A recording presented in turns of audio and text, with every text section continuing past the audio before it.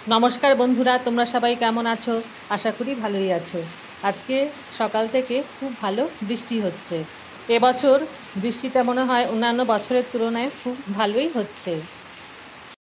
সকাল থেকে অনবরত বৃষ্টির জন্য বাইরে তেমন কোনো কাজকর্ম আজকে করে উঠতে পারিনি, তাই আজকে সকালের জলখাবারটা তাড়াতাড়ি করে বানিয়ে নিয়েছি। আজকে জলখাবারে বানিয়েছি গরম গরম রুটি আর ছোলার ডাল, আর তার সঙ্গে নিয়েছি কলা আর মিষ্টি। আমার কাছে মনে হয়, জানি না তোমাদের কাছে মনে হয় নাকি, যে সকালের জলখাবারটা তাড়াতাড়ি সারা হয়ে গেলে সবার মনে হয় যেন অনেক বড় কাজ হয়ে গেছে। বর্ষা মানে ইলিশ মাছ। ইলিশ মাছগুলোকে আজকে আমি কালো জিরা দিয়ে আর আলুকে লম্বা লম্বা করে কেটে আমি খুব পাতলা করে কাঁচা লঙ্কা দিয়ে আমি ঝোল বানাবো। সেই জন্য ইলিশ মাছগুলোকে আমি একটু ভালো করে ধুয়ে নুন আর হলুদ মাখিয়ে রেখে দিচ্ছি। আলু লম্বা লম্বা করে এইভাবে আমি কেটে রেখেছি। মাছগুলোকে প্রথমে অল্প একটু হালকা লাল করে আমি ভেজে নিলাম। এরপর তেলের মধ্যে অল্প পরিমাণে কালো জিরে আর একটা গোটা কাঁচা লঙ্কা দিয়ে এর মধ্যে কেটে রাখা আলুগুলো আমি খুব ভালোভাবে ভেজে নিলাম। যেহেতু আমি খুব পাতলা করে ইলিশ মাছের ঝোলটা আমি রান্না করব, সেই জন্য আমি এর মধ্যে বিশেষ কিছু মশলা আমি দিলাম না।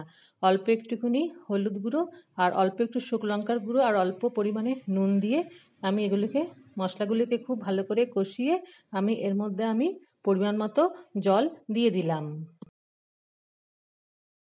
ঝোলটা একটু ভালো করে ফুটে উঠলে এর মধ্যে 2-3টে আমি কাঁচা লঙ্কা চিড়ে দিয়ে দিলাম, আর ভেজে রাখা মাছগুলো আমি এই ঝোলের মধ্যে আমি একে একে দিয়ে দিলাম। ঝোলের মধ্যে এবার মাছগুলোকে আমি উল্টে পাল্টে দিয়ে দিলাম। এতে মাছের উভয় দিকেই ভালো করে ঝোল ঢুকবে আর খেতেও মাছগুলো ভালো লাগবে।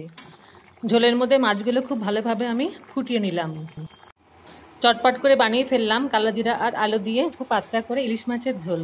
দেখো ঝোলটা দেখতে কিন্তু খুব সুন্দর হয়েছে। রান্নার শেষে গ্যাস ওভেনটা খুব ভালো করে আমি মুছে নিলাম।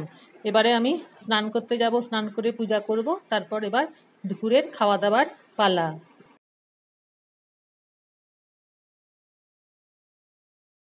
তোমাদেরকে না দেখে আমি থাকতে পারলাম না। আজকে আমার ছাদের বাগানে ফুটেছে কি সুন্দর, দেখো পিঙ্ক কালারের গোলাপ ফুল, হলুদ রঙের অ্যানাকোন্ডা।